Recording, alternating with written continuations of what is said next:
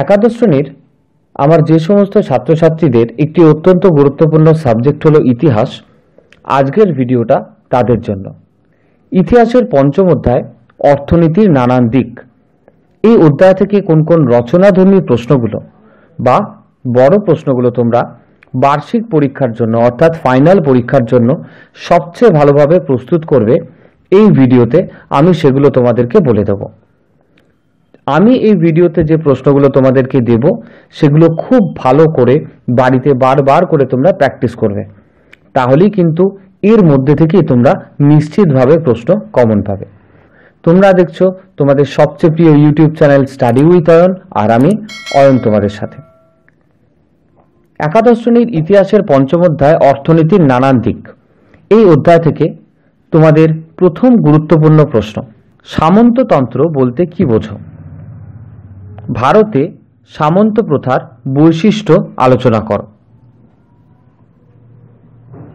পরবর্তী প্রশ্ন, ইউরোপীয় সামন্ততন্ত্রের পতনের কারণগুলি আলোচনা করো। পরবর্তী প্রশ্ন, গুপ্ত যুগে উপমহাদেশে সামন্ত প্রথা উত্থানের পটভূমি ব্যাখ্যা করো।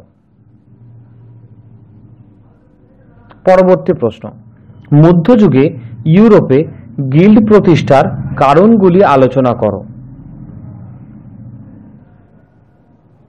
পরবর্তী প্রশ্ন, মধ্যযুগের ইউরোপের সামন্ততান্ত্রিক অর্থনীতিতে ম্যানর প্রথার প্রধান বৈশিষ্ট্যগুলি উল্লেখ করো। এটা কিন্তু খুব ইম্পর্টেন্ট প্রশ্ন, এটা ভীষণ ভালোভাবে তোমরা রেডি করে রাখবে। আর বাকি যেগুলো দিচ্ছে সবকটাই ইম্পর্টেন্ট, তবে এটাও কিন্তু গুরুত্বের নিরিখে অনেকটাই এগিয়ে রয়েছে।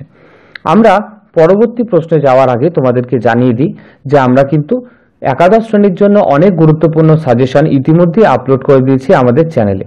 তাই তোমরা যদি সেই সাজেশনগুলো না দেখে থাকো, আমাদের চ্যানেলের প্লেলিস্টে গিয়ে সেই সাজেশনগুলো কিন্তু তোমরা দেখে নিতে পারো, অথবা এই ভিডিওর উপরে আসা আই বাটন থেকেও তোমরা কিন্তু সেই সাজেশনগুলোকে দেখে নিতে পারবে। আমরা চলে আসি ইতিহাসের পঞ্চম অধ্যায় অর্থনীতির বিভিন্ন দিকের পরবর্তী গুরুত্বপূর্ণ প্রশ্নে। মধ্যযুগে পশ্চিম ইউরোপের সামন্ততন্ত্রের মুখ্য বৈশিষ্ট্যগুলি কী ছিল?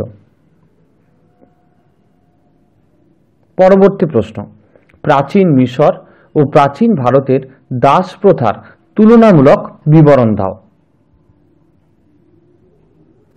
পঞ্চম অধ্যায় থেকে তোমাদের আজকের শেষ প্রশ্ন, ভারতীয় উপমহাদেশের অর্থনীতিতে ইন্দো রোম বাণিজ্যের প্রভাব কি কি ছিল তা আলোচনা করো।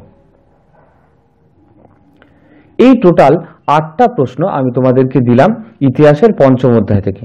তোমরা এই 8টা প্রশ্ন খুব ভালোভাবে বাড়িতে বারবার করে প্র্যাকটিস করতে থাকো।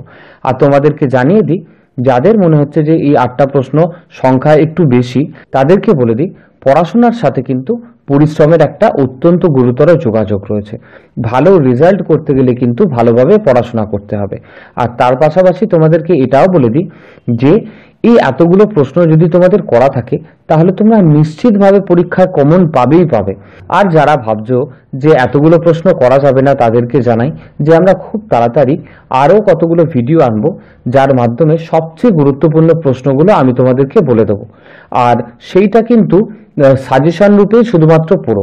আজকের যে প্রশ্নগুলো দিলাম সেগুলো কিন্তু তোমাদের প্রস্তুতি যাতে তোমরা খুব ভালোভাবে নিতে পারো সেই কারণে এতগুলো প্রশ্ন দিলাম। আর এতগুলো প্রশ্ন যারা করতে পারবে তাদেরকে আমি বারবার করে বলে দিচ্ছি, এই প্রশ্নগুলো করলে তোমরা নিশ্চিন্ত মনে কিন্তু পরীক্ষা দিতে যেতে পারবে।